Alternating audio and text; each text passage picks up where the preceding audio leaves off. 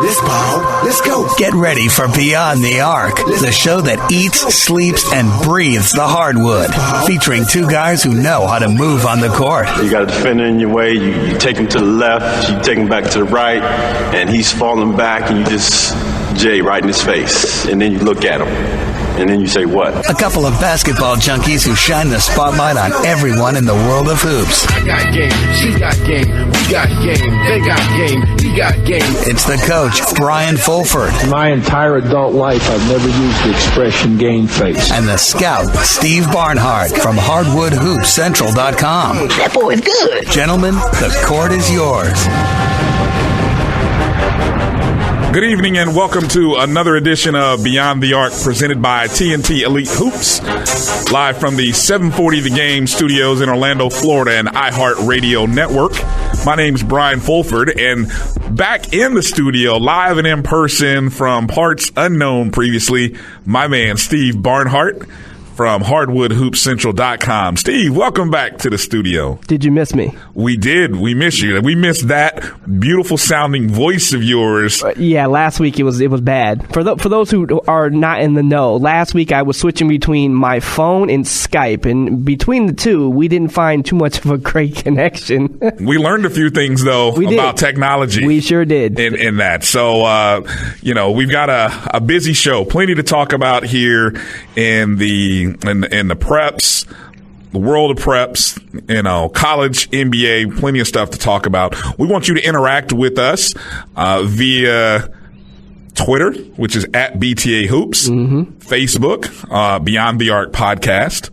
Also, you can listen to all of our previous shows on SoundCloud and Stitcher, thank YouTube. you. And YouTube, like right. I say every week, the easiest thing for y'all to do. Tell them. Go to HardwoodHoopsCentral.com, click on the Beyond the Arc radio show page. All the information's there. Sounds great. All right. Well, hey, we don't want to waste any time. Let's get this show started, and let's go ahead right into the opening tip, Steve. The ball is Let's go, Steve. All right. Hey, I love that intro every time. One of these days, you're going to get the acoustic version of me singing instead of Luther. Promise. I don't think we want to run people off now, Bryan. What? All right. So here we go. Right into the newly released the 2016 ESPN 100. Of course, on last week's show, we were fortunate enough to have Paul Biancardi, the ESPN National Scouting Director for boys basketball, and he and his team from the ESPN Recruiting Nation, they basically take the list, which, previously it was in the spring. This list originally came out for 2016 in the spring before all the club season and the grassroots season got started. Right. Then they come back at the end of it, and of course the Elite 24 this past weekend was the end of it. And then they kind of shuffle some names around and they get what they get. First off, real quick, what were just your general thoughts on the Elite 24 from the past weekend? I didn't watch it. Fair enough. And reason being, one, I was busy.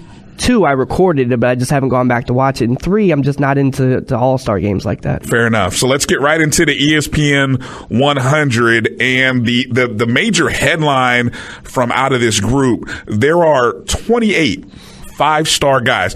And first off, for those who aren't familiar with this, Steve, sort of break down what the ranking is, because if you've gone to ESPN.com and you can go and research in their recruiting nation database, look for basketball, you'll find it, the ESPN 100. And in the 100, you've got the ranking, you've got the player, where he's from. There's even video and scouting reports. But then you'll see the stars and the grade. Right. Explain the star system and the grade. I know you've talked to Paul many a times on this. Well, I mean, the star system, is basically from 1 to 5. Most guys who are going to get ranked, you're going to see be a 3, 4, or 5-star guy. So your 3, 4, and 5-star guys, those are the guys that are most likely going to get ranked, usually within a top 100, top 150 kind of situation. The grade is more or less out of 100, as basically how good they grade out of 100. The breakdown that they give on their website, of course, gives you generic information, hometown and the school they attend, the position they play in, and the schools that they'll provide a list of schools that are recruiting them, if they're committed and when they committed.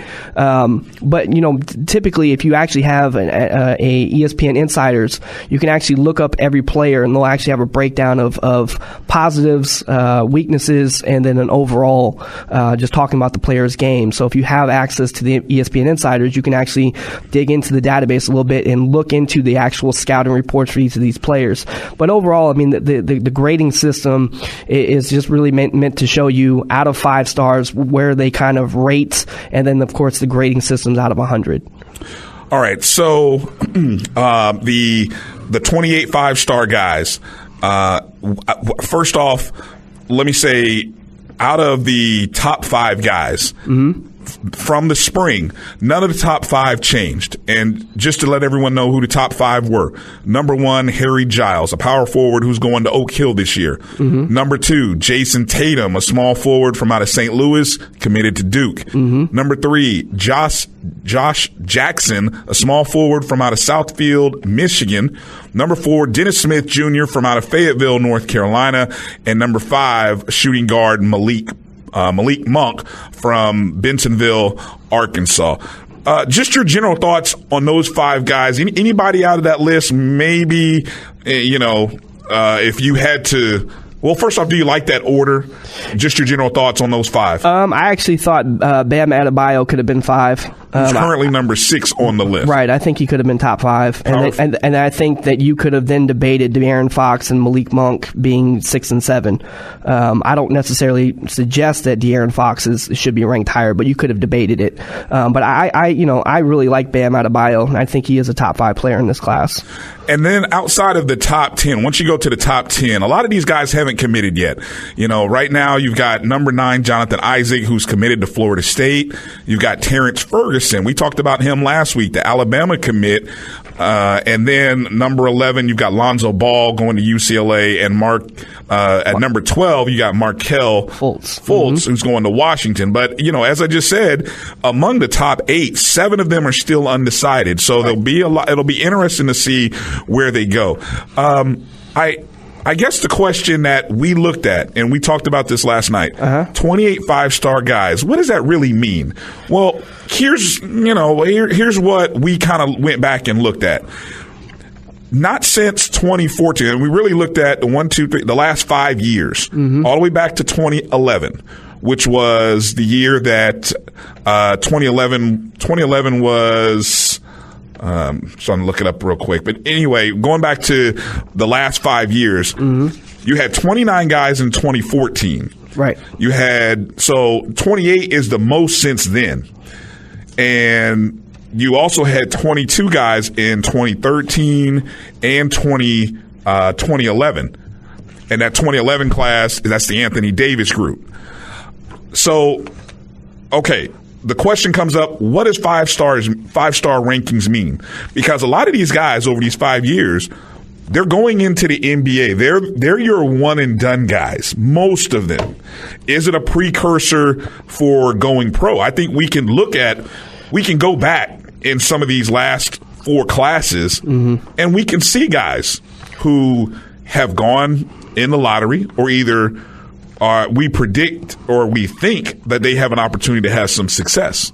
Well, I mean, if you look at 2014, Jahlil Okafor was number 1 in that class. He's in the NBA. Miles Turner, number 2 in that class, NBA. Cliff Alexander went undrafted, but he ended up getting picked up. He's in the NBA. Tyus Jones, NBA, got drafted. Emmanuel Mudiay, of course, got drafted. Trey Lyles, Stanley Johnson, and on down the list. I mean, out of that 2014 class, Justin Jackson still at UNC, Theo Pinson still at UNC, Isaiah Whitehead still at Seton Hall, and so the majority of I would say top 10 to 15 guys are, in the NBA already as one and dones. Right. Another thing that I found pretty interesting when you go back and look at the grading. The grading always varies. I haven't. The highest I've seen anybody in these past 5 years is a 98. And if I'm not mistaken, that was Anthony Davis. at a 98. I haven't seen any. They had quite a few guys in 2011 get a 98. Right. And so it's always interesting seeing the fluctuation in the rankings, because if you said, the grades for a 5-star guy for this past year, or let's just say you brought up 2014. Right. Let's go 2014. Okay. The grades, once you get out of a grade of 90, then you start moving into a 4-star guy. Right. But that's not the case. There are some years in here where, for example, we'll go to 2013. Let's see, 2013 was a low number. You had 22 guys. You had Zach Irvin and Rondé Hollis Jefferson and Tyler Enos and Nigel Williams-Goss all ranked as 5 stars, but they were all graded as a 91. Here it is, 2012. I was mistaken. I mentioned 2011. Here's 2012. 2012 is interesting. Here's number 20, Rodney Purvis, graded as a 96, which this year you think 96, that's a 5-star guy. Right. But in 2012, it was a 4-star guy. So, well, it just depends on the strength of the class. I mean, that's really what it boils down to. So that's okay. If you've got it, if it's top heavy, some of these guys aren't just going to get the grades and rankings that they might in other years. And so it just really depends on how top heavy the class ends up being. Let's ask this question. What would you say the percentage of success of the 5-star guys is? Is it the if you look at a 5-star guy and we've got 28 of them, it seems like, and you can go back in these previous 5 years as we've done.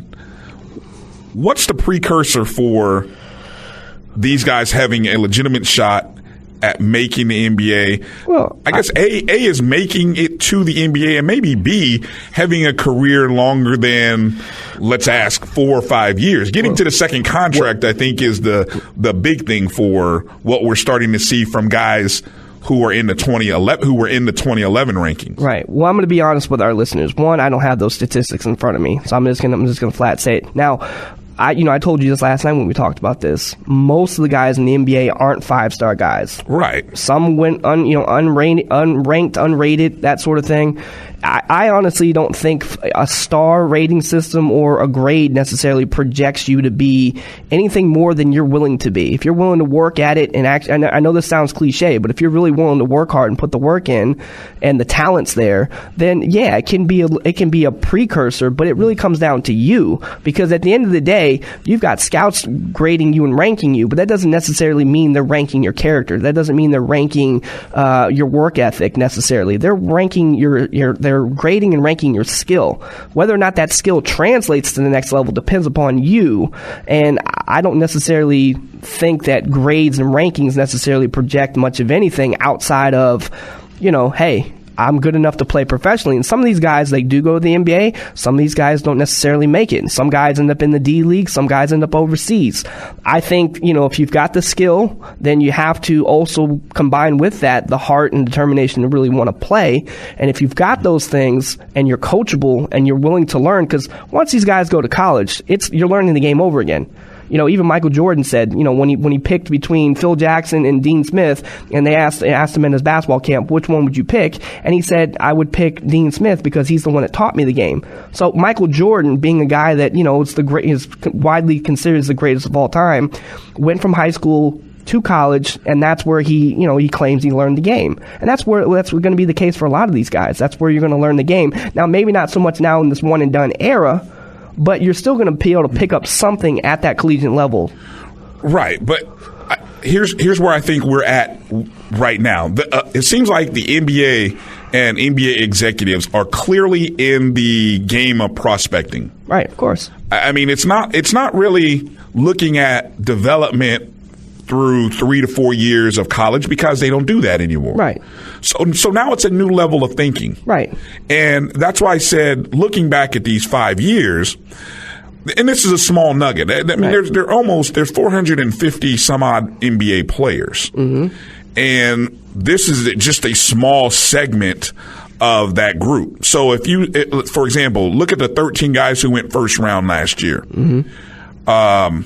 At least 10 of them, and maybe I'm speculating here, at least 10 probably were 5-star guys of the 13. That's a very small number. How many of them were foreign players? Because those guys don't even get rated.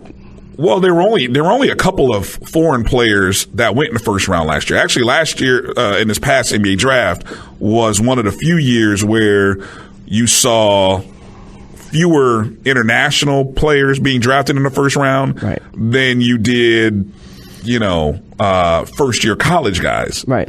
So I just said that just, to kind of because that obviously skews the number. Right. And speaking of foreign players, one of the key guys in the class of 2016 happens to be a foreign player from Canada who's not ranked, and this is something that ESPN and their group does not do. They don't rate the foreign guys, but Thon Maker. Thon Maker, who of course played in that Elite 24 this past weekend. It's widely considered that he might be that number one potential draft pick going into 27 if you don't go somebody like Harry Giles. If things keep projecting out, obviously guys have to have good health over the next 2 years and good circumstances. But if things stay the same, there's Thon Maker. What are your thoughts on Thon Maker? And if he were in this ranking, where would you see him falling in this group? I would probably say 3 or 4. Okay. It just really depends on how strongly you feel about Jason Tatum or Josh Jackson. To me, I've always felt like since I've started watching Harry Giles 2-3 years ago, I've always felt like he was the best 2016 player I'd seen. And I still feel that way, especially after seeing him this summer. But, at the end of the day, Thon Maker's got a unique skill set that not a lot of guys his size have, so you have to take that in consideration. But when you look at it, two of the 3 guys you mentioned are extremely versatile guys.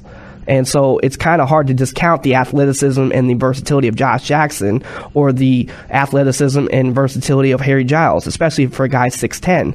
And then you remember that the game's being played from the perimeter, so at the end of the day, Jason Tatum, Josh Jackson, those guys are going to play from the perimeter because they're predominantly small forwards. So, for me, I would probably say, and for my own personal ranking, I'd put Harry Giles first, I'd put Josh Jackson second, and probably put Thon Maker third and Jason Tatum fourth. Here's another thing that you can also pull out of, you say, hey, what do we take away from 28 5-star guys? The hype for the 2017 NBA draft is in full sprint mode right now. Already. It's past the 2016 draft. The guys who are going in right now as freshmen, led by, Ben Simmons, who was number 1 from the 2015 class. Right. Some people think he'll be the number 1 draft pick in the next summer in 2016. But we're not hearing a lot of talk about 2016 draft picks. Well, I just think it's just because there's not that one guy that you look at and you're like, man, I want to see him, or I want to see this group of guys. You had that with this past draft, or you had that with, I think it's the 2013 or even the 2014 draft that you particularly like. So, you have those, I guess you want to say, sexy names at the top that a lot of people are drawn to, and you don't necessarily have that. Now, what I would say to those people who feel that way, watch these guys in the upcoming season, and that might be able to change your perspective some. But at the end of the day, even if it doesn't, the bottom line is the reason why this upcoming draft class doesn't really get the due that it's deserving of is just because nobody is as familiar with the names just yet. And one last thing, what I think you'll find very interesting, when you look at where guys go and look at where 2015, where the top 10 go. It's very diverse compared to the previous years where it was largely Kansas, Duke, Kentucky. It makes for an interesting college season upcoming. All right, we're going to head to a break, and when we come back, we're going to get into a little bit of the NBA and some of the offseason moves. of some of the best teams from out of the East and Western Conference. You're listening to Beyond the Arc, presented by TNT Elite Hoops on the iHeart Radio Network.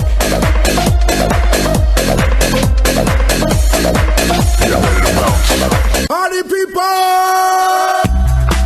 Yeah! Tag team music in full effect. That's me, DC, the brain supreme. And my man Steve Rowland. We're kicking the flow. And it goes a little something like this. Tag team. Welcome back to Beyond the Arc, presented by TNT Elite Hoops on the iHeart Radio Network. We want to take a quick second here and mention one of our sponsors. That's iSlide, and want to remind everyone that if you're looking to show off your individuality and show everyone what you stand for, let iSlide do the talking for you. iSlide is a premium custom athletic slide company that offers one-of-a-kind, comfy, customized slides that allow you to put your image or artwork on the slide. And you can even design a customized slide featuring your favorite NBA teams with hardwood hoop classics logos. Not hardwood hoop central, though. Well, You can even do those, too, at iSlide. Right. Visit iSlideUSA.com now to check out all of the variations and design styles that you can create from your own laptop or PC. That's iSlideUSA.com. For listeners of this show, use the promo code BTA15. That's BTA15 and receive 15% off your order. That's BTA15 on iSlideUSA.com and stand in what you stand for with iSlide. Brian Fulford here, joined by my partner in the backcourt, Steve Barnhart from Hardwood Hoop Central. And we've got plenty of hoop nuggets, NBA nuggets to get into, some offseason information to go through. Before we get into some of the teams that we were going to talk about in this segment, two Western Conference favorites, two Eastern Conference favorites, I would call them that. This is something that we've kind of had on the burner and haven't gotten back to, and it's now's the time where guys are rehabbing, and there's some major names that are going to be making returns this upcoming season.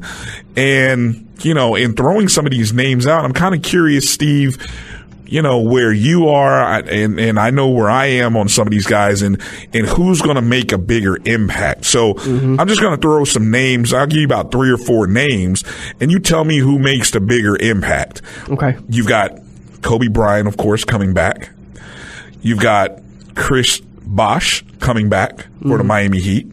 Kobe, of course, for the Lakers. Right. Paul George coming, and I say coming back, even though he came back at the end of the season, I think you get an opportunity to get a full, healthy Paul George coming back from the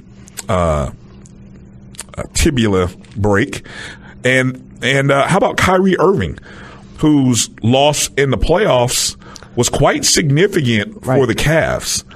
I would say overall, when you consider what his addition to the team means, I would say Paul George is probably, in my opinion, the most significant. Now, of course, then after that, I would probably say it's 2A and 2B between Chris Bosh and Kyrie Irving, because obviously you can't diminish the value for either one of those guys on those teams, even though those rosters that those guys belong to are quite good.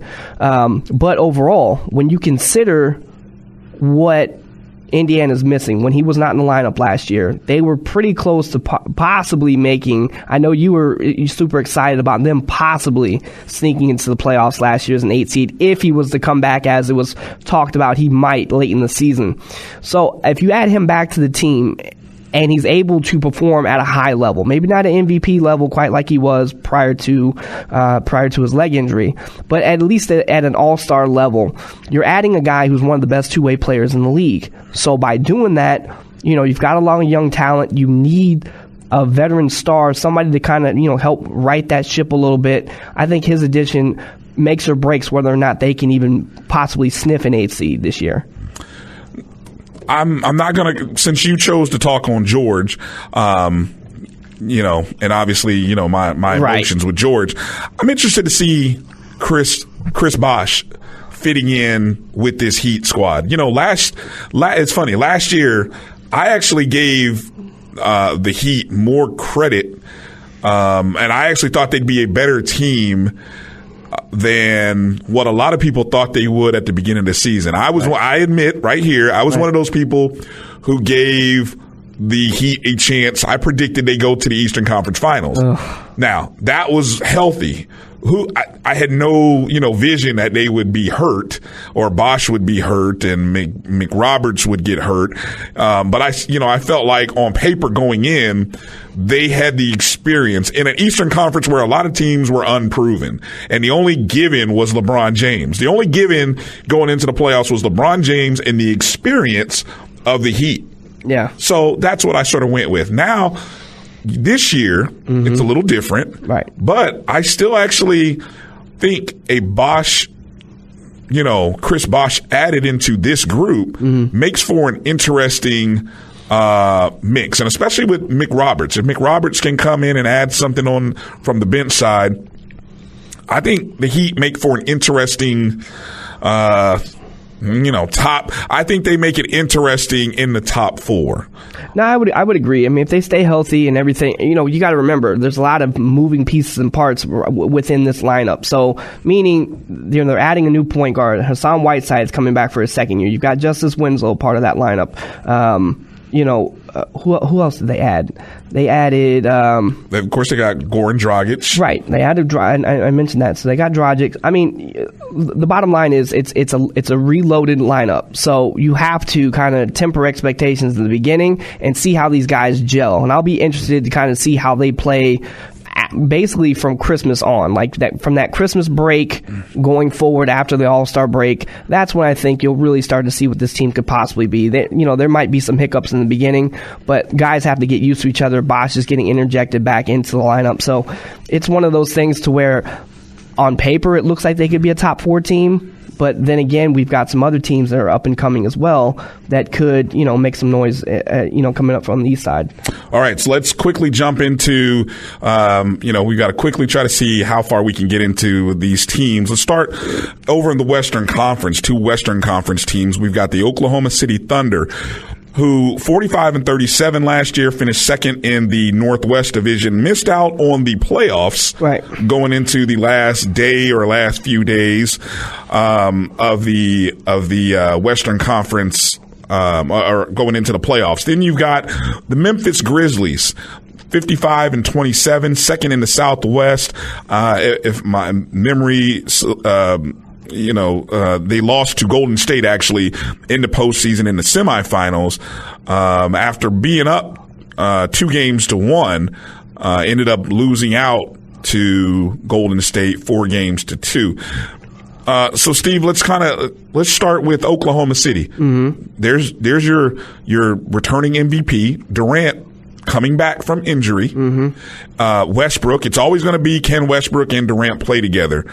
But give us another storyline that might be worth talking about other than that as you think about OKC. Well, I mean, Billy Donovan's a brand new head coach in the league. You re-signed Enes Kanter to a $70 million deal, who, on paper, great on the offensive end, is, basically a walking double-double.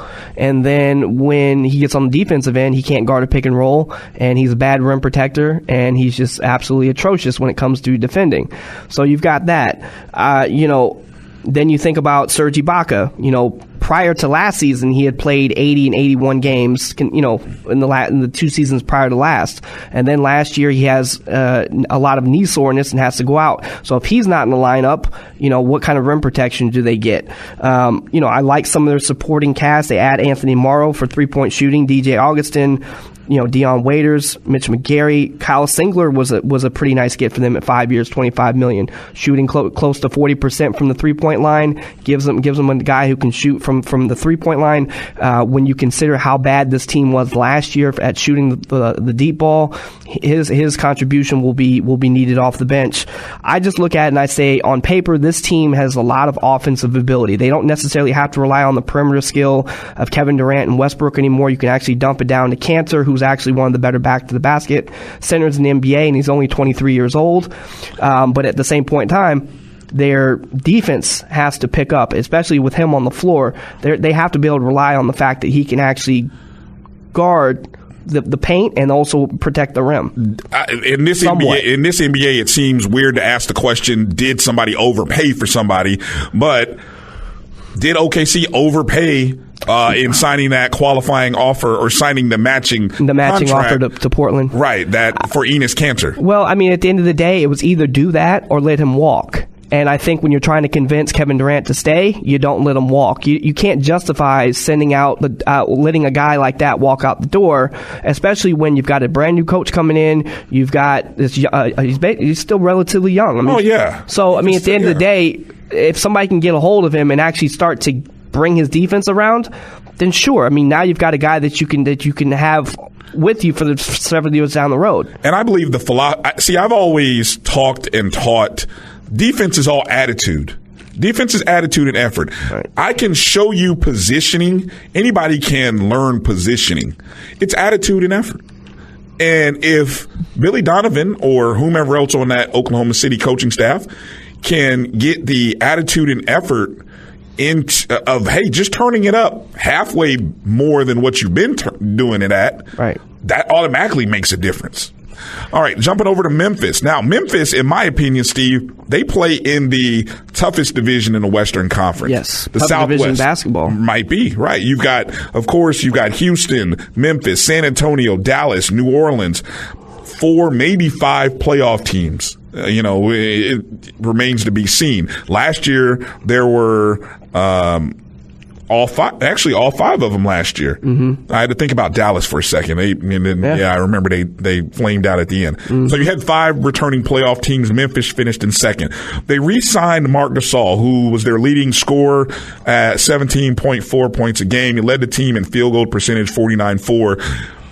I feel like Memphis is getting to that point where the quote-unquote door is closing on this team. Your thoughts? The thing that disappoints me about them, they re-signed Marc Gasol, but Marc Gasol wasn't going to go anywhere. So that wasn't a big deal. You lose Kostas Akoufis, who was one of the better backup centers in the league, but then in addition you add Brandon Wright, so he kind of takes that out.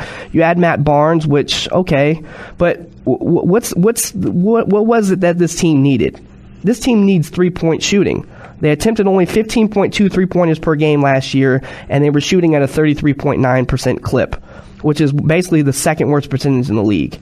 This team really has no shooters that they can really expand the floor with, and so I look at it and say, okay, this is a team historically that's always been built for the playoffs. I think we can agree on that. Right. But at the end of the day, how much better did they really get?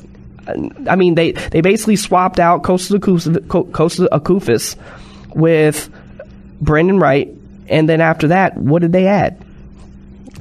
You tell me. Jumping over to our other 2 teams in the Eastern Conference, we've got the Atlanta Hawks and the Chicago Bulls. The Atlanta Hawks were first in the Southeast Division, finished 60-22. They were the 1 seed last year. The Chicago Bulls, they were 50-32 last season, second in the Central Division. Okay, so Steve, for Atlanta, I didn't see Atlanta making it past Chicago or Cleveland last year. And right. Last year was the first time that Atlanta had made it past the second round in years. I mean, right. Even though they have a long streak of getting to the playoffs, right. but they usually are out in the first or second round. Right. And I still jokingly say they haven't made it out the second round until you win a game in the Eastern Conference. Ooch. So, wow.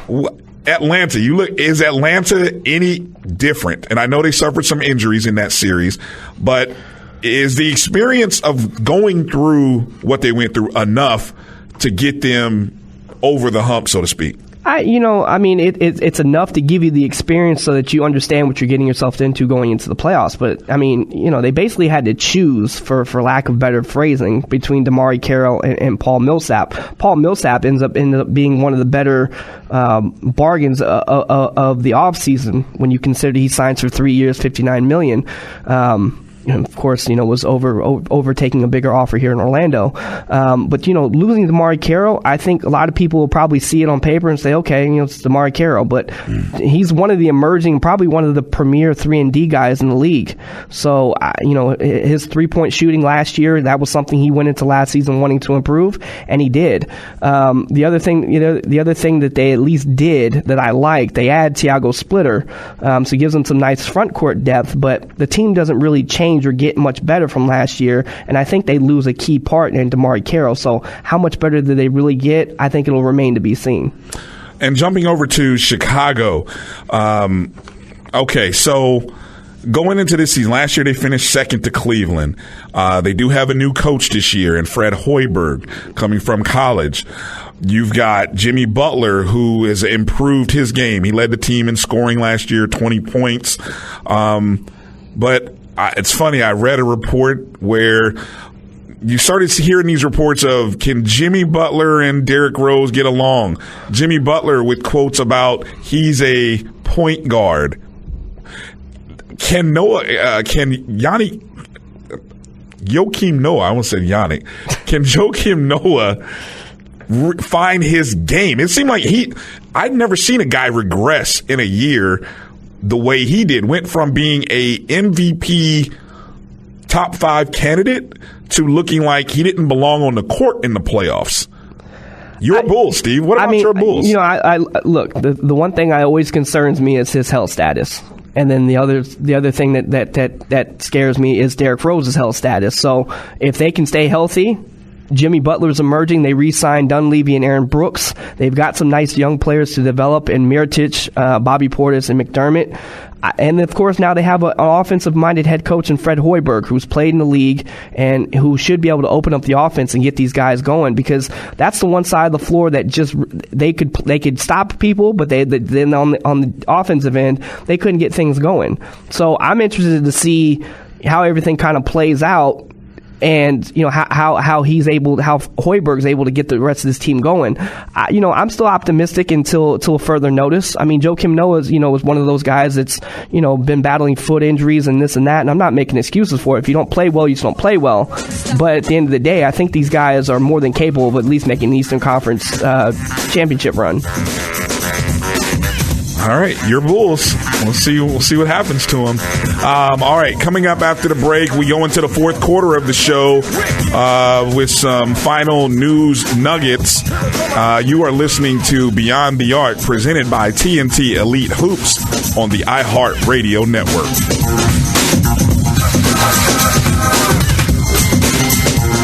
Back to the show featuring 2 hoops junkies who need to work on their free throws. Beyond the Arc, presented by TNT Elite Hoops. Visit TNTEliteHoops.com to make your hoops game better today.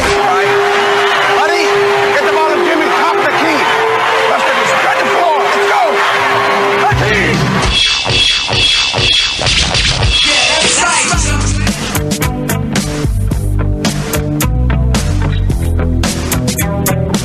Welcome back to Beyond the Arc, presented by TNT Elite Hoops on the iHeart Radio Network. Brian Fulford joined by Steve Barnhart.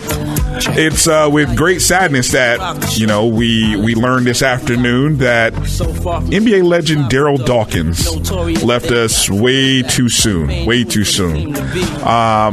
Just to read just a line out of the statement from the family. It is with great sadness that we share the passing of our beloved husband and father, Darryl Dawkins, who succumbed today to a heart attack.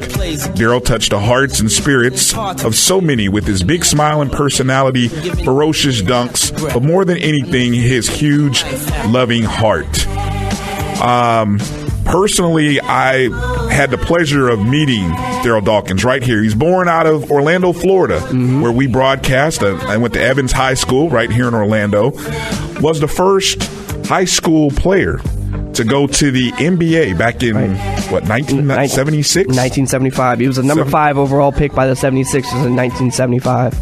And, one of my coaching mentors is a close friend. I happen to know his brother here. And so my prayers and condolences are with their family the friends, the teammates, and all the people who touched, whose life Dawkins, Chocolate Thunder, as he was known by many. I asked a friend, Steve, to reach out with, just some thoughts. He played, a friend, Kenneth Barlow, who played at the University of Notre Dame back in the 80s, and he shared some thoughts about Dawkins, and he says that as a player, his low post footwork was highly underestimated. Great feet and agility for a man any size.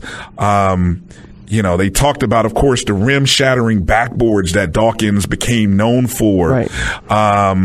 But he also talks about that, besides being a great athlete, he talked about his love of cooking, food, family.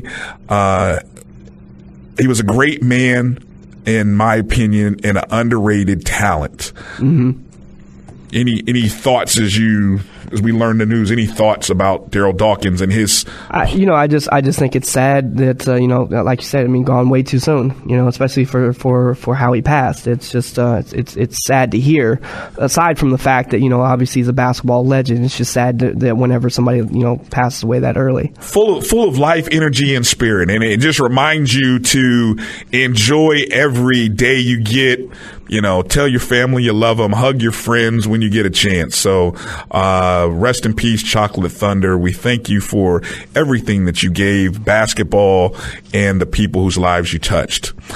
All right, so on to some other news nuggets, NBA hoop nuggets, or whatever we got, Steve. So, we got to go from one legend to the next. This we're not on every day, so this past Sunday, the 23rd, we had Kobe Bryant's birthday. Kobe! Yeah, and interestingly enough, Shaq on Podcast One, Shaquille O'Neal actually has his own podcast on Podcast One. Pretty good podcast, by the way. Yeah, it's pretty decent. And he's actually going to have Kobe Bryant on his show, and it'll be airing this Monday, August 31st, which will be reportedly their first interview with the both of them in over a decade. So that ought to be interesting. That should be one of the classic feuds that there are in sports. Right. Without a doubt. So all ears. And then just after Sunday, we had another big birthday. Big birthday shout out to Reggie Miller. He turned 50 on Monday. And I love Reggie to death, man. One of the greatest clutch performers in the playoffs that there were. Retired number for the Indiana Pacers, my Indiana Pacers. Happy birthday to Reggie. And then you know what? One news nugget that I'll share. We go from all these legends. We'll go to another one. MJ and his shoe deal. So the NBA salary cap rules prohibit Michael Jordan from being able to choose which players get the Jordan brand shoe deals. The salary cap rules are very clear about third-party endorsements, as the Clippers recently found out with DeAndre Jordan. And basically with those third-party endorsements, you're not allowed, or Jordan's not allowed, to make shoe deals. So it has to end up being another executive within the Jordan brand that decides who gets the Jordan brand shoe deals. So that'll be interesting to see kind of how that plays out. Yeah, so and right now the only guys on the roster that are under Jordan brand athletes are Cody Zeller and Michael Kidd-Gilchrist. I'm going to jump to college to wrap up the last nugget in this show, and I've got to call out my own Indiana Hoosiers, my favorite Indiana Hoosiers. Two more players from this upcoming roster were cited for alcohol underage drinking. Thomas Bryant, a five-star recruit coming in, expected to provide big things for the Hoosiers this year, and Emmett Holt. And Emmett Holt actually is the young man who was involved in an accident last year that affected, he was actually driving, is what I recall, and accidentally, I guess, hit another teammate, Devin Davis. In short, since 2014, since Indiana went to the Sweet 16 at the end of the 2013 season, Indiana has won 0 NCAA tournament games, but they have had 6 alcohol or drug-related incidents. I don't know what the hell is going on in Bloomington. The lack of responsibility, leadership, lack of perspective, whatever it is, but it's brought great shame and disgust to Hoosier Nation. There you go. There it is. All right, well, that wraps up this show for us. We want to thank all of our sponsors. Remind you to follow us on Twitter at BTA Hoops and Facebook. Check us out on SoundCloud as well. Beyond the Arc podcast on Facebook. For my man Steve Barnhart on Hardwood Hoops